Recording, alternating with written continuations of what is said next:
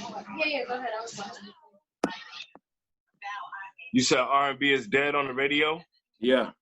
No, it's not. All these rappers are R&B singers. That's what I mean. That's what I mean, though. Or is it the R&B singers is rappers? All these niggas be singing. Yeah, R&B singers done turn rappers too. Like Chris Brown and Trey Songz don't really put out real R&B songs I'm gonna anymore. be real. I feel like Chris Brown and Trey Songz could be harder than some of these rappers if they rap. Yo, definitely Chris Brown. Yeah, like I feel like these niggas,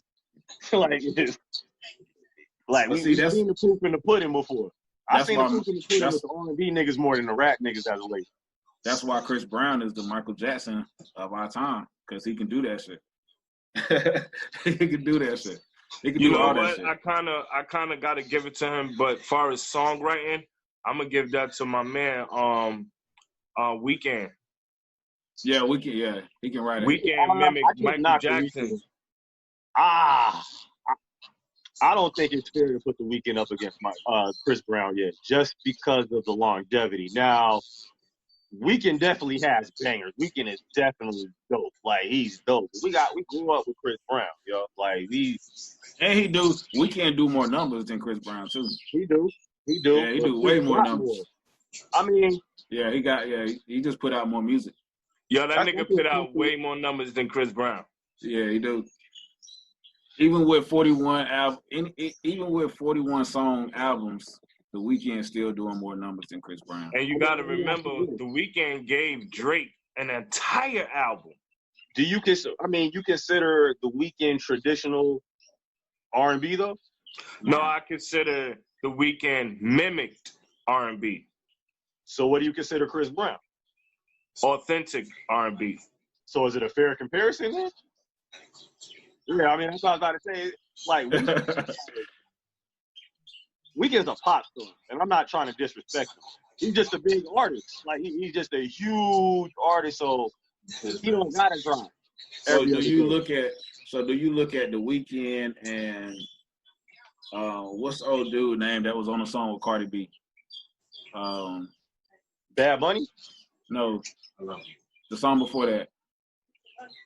It's a light-skinned dude that Cardi B did a song with. He a singer. I forgot what his name is though. Hold on, I'm gonna tell you. Bruno Mars. Bruno Mars, yeah. Bruno's pop. So that's what I think Weeknd is too, though. Yeah, Yo, I mean, Bruno they would go in Mars. that same category. They would be the same ticket, same concert, same. That's mimic R&B. That's mimic R&B to me. Bruno Mars is a motherfucking PG-13 version of Prince. Why you say that? He Prince was X-rated. That nigga Bruno is R13, PG-13. Who you like better? I mean, I know Bruno put out more. Who's better, Miguel or Bruno? As far as what, making songs or what? That's a good one. Albums, because they both have had some. I mean, that's a good one. Miguel don't drop dope albums. He dropped dope songs though. Let me see what that. He has one dope album. Let me see what the name of it is. But Bruno Mars, he have bangers all over his albums. All over his albums. He be having top charters. Yeah, he do. That's big facts. Yo, I like that Piff gear. Yo, you keep jumping out the neck on us with all type of shit, man. I told you once I get some bread, man, I got you. He had the white shit last time and the other shit before that. I'm gonna call the Better Business Bureau. I'm calling the Better Business Bureau, yo. Yo, you know I got you, man. Nigga. You know I got you. Remember on Paying in Full when he pulled up was like, you need to get your man. Your man. Man's looking bad over there. Yo. We the niggas that was in the passenger seat. Like, yo, you gotta get your man. Regular hats. Regular gear. Look, he got on he got the ear pods in. He got he looking like a boss right now, man. I'm looking like, yo, where the work at? I need to go back outside. Where the work at? Fucking niggas, fucking Puff Daddy. Hey, I ain't gonna lie. The old lady been treating me good. Like, I ain't gonna lie. Look, man, This nigga Puff Daddy. Oh, look, there we go. This is Piff Radio, Street Avengers, Classical to Great, Garcia, Vega. We got Luna checking in. Okay, there we go. Do we need to start over? Oh, yeah. Let's start. Hey, Luna Gray, what's up? Luna Gray, ladies and gents. Gotta click the microphone down there at the bottom and share audio. Oh, she good. She connecting. Oh, there we go. I can hear you now. All right, what's up? What's up? How you guys doing? Amazing. Welcome to Piff Radio. Thank you so much. Glad to be here. Yes. Where you from? Well, I'm from Madison, Wisconsin, but I've lived in Chicago for about the last 10 years or so. So this is home. That's what's up. What made you get into the music? I listened to her track yesterday. You know, you tagged me into it, right? Yeah. Luna, you got like this new, not Iggy Azalea, but you're like a new you like a new Pink. You got like a little bit of Pink in there. I seen a whole bunch of twisted stars in there. Who inspired you? I'm sorry, my phone was glitching out. My inspirations, I would say actually the reason I started rapping in general, Lil Wayne was a big influence for me. I remember like just hearing the Carter 2 and the Carter 3, and I just like loved his triple entendres and the double, triple meanings of things. So around that time, like it's all I was listening to was my best friend, and I used to make her beatbox for me. I would force her to beatbox for me. She didn't know what she was doing, just so I could like rap over, what she was doing, whatever crappy beatbox she came up with. So I used to like just write. I used to write a lot of raps and stuff, and I would, make all my friends listen to them. That was about like 12 years ago. You was a freestyler? I was a freestyler. Like, it's funny because like I don't really like. Hey, that's how I started. I started off like every chance I got. I was just that girl that was like, yeah, I'm gonna freestyle. But I just thought I was so cool for. Yo, what high school did you go to that the white girl were freestyling in the lunchroom? Where did you go? I'm gonna be honest with you. Like my high school was like it was the diverse high school of Madison. It was the bad school. I don't know what that means, but our principal was like, he was like quarter black or whatever. So I guess that was different than a lot of places in Wisconsin. So, That's we had dope. a little more. It was, I don't know. It was like all my friends in Madison most of them were from Chicago anyways, because a lot of people, moved city to city from Milwaukee to Madison to Chicago. So like a lot of my friends, they were from Pitt, Chicago. class. I got some people out there. Y'all cannot, neither one of you guys can say that you ever knew a white girl in your school that rapped. Nah, that's a fact. Nah, that's a fact. Look, she just trumped I'm from Alaska. She just trumped that with her, yo, I got bars. Yeah. So, I remember I used to bring my laptop in the car while we'd be cruising around and up to no good. And I remember I would be playing songs I recorded myself, like on my laptop, and they'd be like, whoa, this is kind of good. This is, I shouldn't swear, but this is kind of good. This is kind of good, So I'm like, yeah, I just started recording myself. And you can swear if you want to, by the way. Yeah, oh, okay, cool. Okay, I don't feel bad then. Yeah, we all good. Good. So yeah, it's been a long road. It's funny because I don't really like. I'll freestyle now sometimes, but I don't really like. I have to be in a mood now. Back then, I was always in the mood. I was always like, yeah. Now I'm more of a now I consider myself more of a writer because just for branding purposes, I like everything to be in a certain like. I want to make sure I'm painting my story, very specifically the way I want to. It's all coming down to branding at this point, I was more scattered back then, so it was just like, yeah, song. Now it's more like I'm trying to keep in line with my vision. I want to make sure I inspire people the way that, I see it for the long term. I don't want to just live in the short term anymore. That's just a personal thing for me. Also, just like trying to combine, because I do music. That's the primary thing I do. I also do other forms of art like comedy and like acting and, all that kind of stuff. So it's like I'm trying to just figure out, it's all about becoming an entertainer overall, but it's like, what do I represent? What do I want people to know me for? And at the end of the day, I want to, be able to inspire people just like everyone else, I want to. So you want to learn how to make Luna Gray into a brand? A complete brand, yes. Like in every way. I mean, I've been working on a lot of merch lately.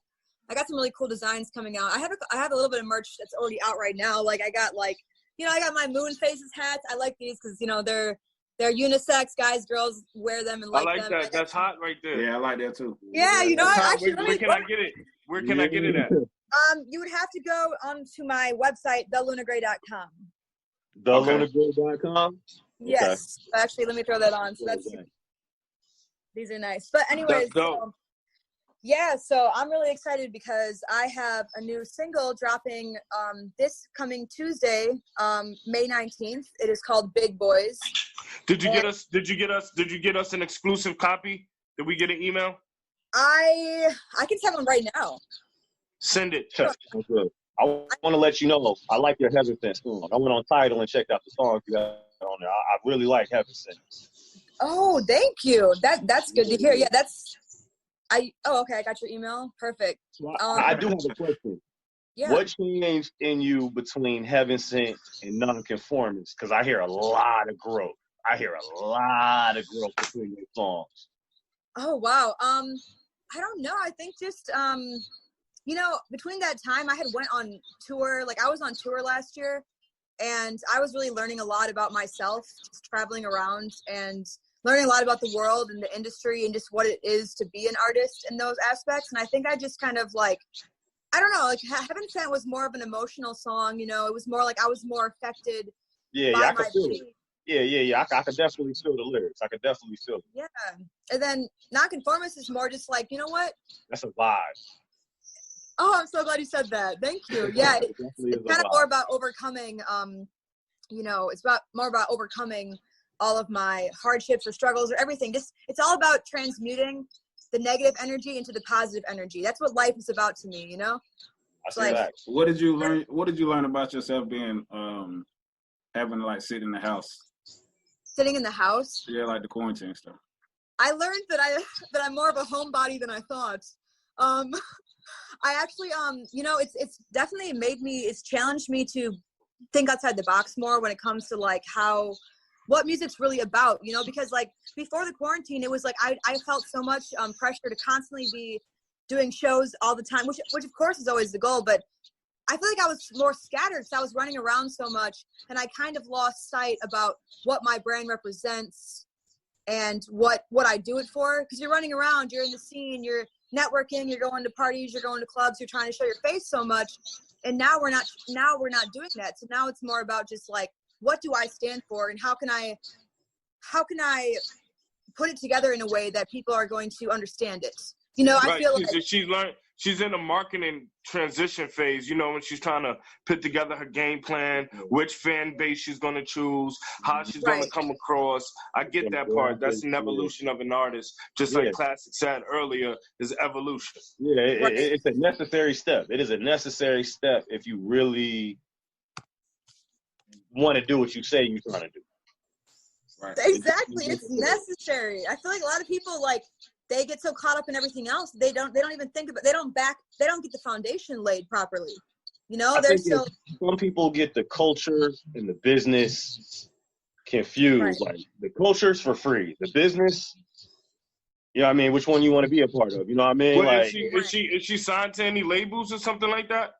I am not signed to any labels. I am independent. I have been on some contracts here and there, but I got out of them for multiple reasons. But right now I'm independent. I'm fully independent. Are you wanting to stay independent, or is that just, you know, what's going on right now? Were you looking for a major, or do you like the independent road better? You know, I like the independent world. I'm not opposed to signing to something. I'm not someone that's like completely against that, but it would have to really, really, really make sense.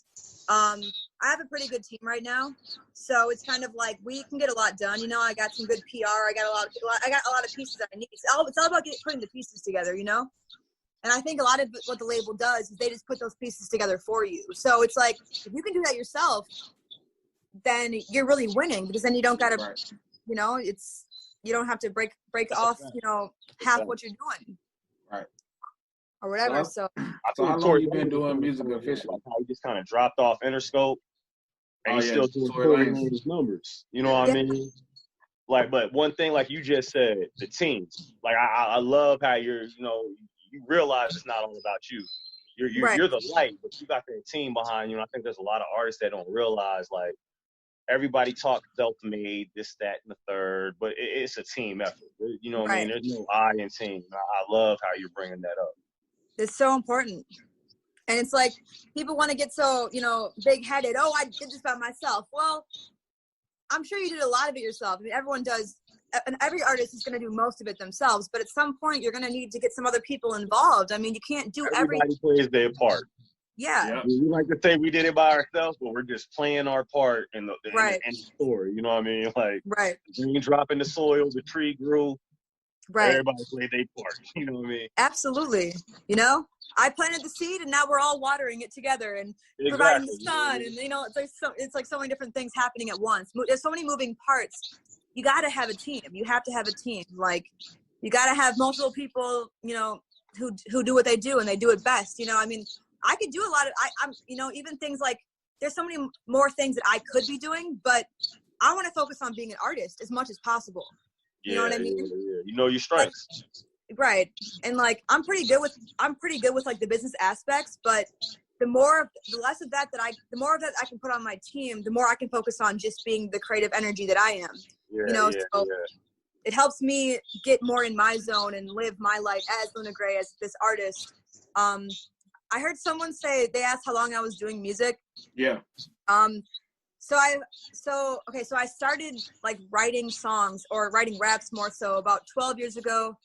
And then I think it was in like 7 years ago that I was like, you know what? I'm doing this. And I went through a really hard time in my life. And, everyone was like, you can't go be a rapper. Like, I mean, come on, look at me. No one wants me rapping. They're like, and I don't consider myself a rapper anymore. I don't. I consider myself an artist. That's it. Like, I rap, I sing, I do what I do. I do harmonies, but I don't think of myself as a rapper. When she said she don't consider herself a rapper, all I heard was me and my ego. Got a new ego. I don't know. I feel like as I keep growing, I feel like I just am a different type of artist, though. I feel like I have less. I want to be more. It's more about the vibe for me now, because I'm just kind of going off my emotions and everything I do musically. It's just like I'm just releasing. And sometimes it might be a rap, you know what I mean? But it doesn't mean it's like specifically. I think we get to the point where hip hop and rap is so old, it's being accepted to mesh with the other genres, where you don't have to be like, I'm a rapper. You can just be like, I'm a artist. Because, hip hop was kind of like a rebellious, we was talking about this, Pitt, it was kind of like a rebellious genre where it was almost taboo to be like, yo, I rap. You know what I mean? Yeah, it was a stereotype to it. But so, like how you said vibes, like, vibes is a heavy word used in hip hop and rap right now. Like, that's kind of what we're on right now, the vibe, catching the vibe. Yeah. I understand what you're saying. I definitely understand what you're getting at. Yeah. So, yeah, then it was just a really, like, dark time in my life, It was like everything in my heart and everything that my soul felt like it needed. The only thing at that time that was really truly giving me happiness, that was a healthy coping mechanism, was music. I was just doing a lot like shit at that time. I think every true musician feels like that. Right. It was like everything else was just like a bunch of like sketchy, like, I was just sketchy. I was just doing stuff I didn't have no business doing at that time. And the only thing that was healthy for me to actually like get through my issues was music. And everyone told me, you can't do that. My family, everyone around me said, you can't do that. You can't do that. You can't do that. And then it just went down some dark paths of depressions and just bad. And, I like dropped out of college. And I remember as I was like dropping out, like that night, I was going through a horrible depression. And I was like, what is the purpose of anything? And I was like, it's a happiness. And then it was like, you know what? I don't give a rat's ass what anyone says ever again. I'm doing music. That's it. That's the only thing that makes me happy. I don't care. And ever since that moment, that's what my life's been about, just fulfilling my purpose, Music is one of those few things that uses both sides of the brain as well. You know what I mean? So it's one of those few things that got your whole mind. Right. You know what I'm saying? So I definitely understand what you're saying as a therapy. And like Vega said, man, every true musician has a story. Right. You know what I mean? They have a real story. they let you hear it, maybe, but you know, maybe they just fused it into a positive. How you said, take your negatives into a positive. Right. Yo, Yeah. look, so they about to say, let's go end the meeting in like 10 minutes. Let's just start over and come back. Okay, this is part 1. Piff Radio. We with Luna Gray, Street Avengers, Jay Pitt, Garcia Vega, Classical the Great. I don't got a blunt today. I'm on this nigga's 46. It's a different vibe. Let's go. Part 2 on the way. All right.